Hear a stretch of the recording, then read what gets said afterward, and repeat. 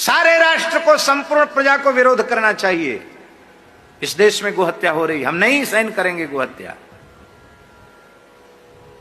यदि विरोध प्रजा नहीं कर रही है तो ये बात पक्की तौर पर समझ लें, कोई व्यक्ति ऐसा नहीं है भारतीय जिसके ऊपर गोहत्या का पाप न चढ़ा हो।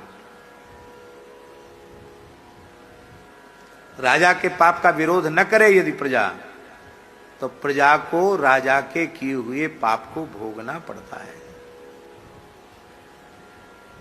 इसलिए कुछ अंश में हम उसका प्रायश्चित कर सकें, इसके लिए हमें जीवन समर्पित करना चाहिए गो सेवा के लिए, गोरक्षा के लिए। इसलिए जरूरी है कि ये गोहत्या के परमाणु वातावरण में व्याप्त हैं, अब कैसे इनसे बचें, इसके लिए कुछ तो करें हम गाय के लिए।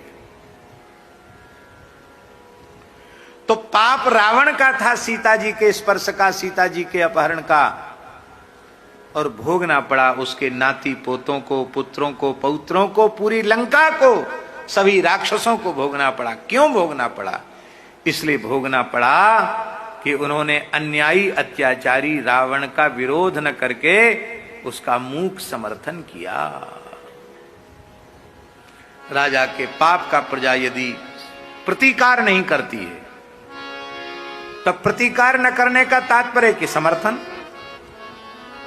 आपने विरोध नहीं किया, इसका मतलब आप समर्थन में हैं, तो आपके ऊपर भी पाप चढ़ जाएगा, आपको पाप लग जाएगा।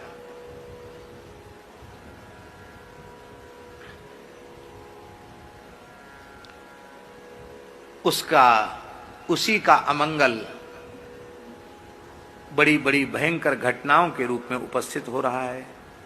कहीं आग लग रही है, कहीं महामारी फैल रही है, और भयंकर भयंकर महामारियां आने वाली हैं, ऐसा भी कुछ महानुभावों को अनुभव हो रहा है।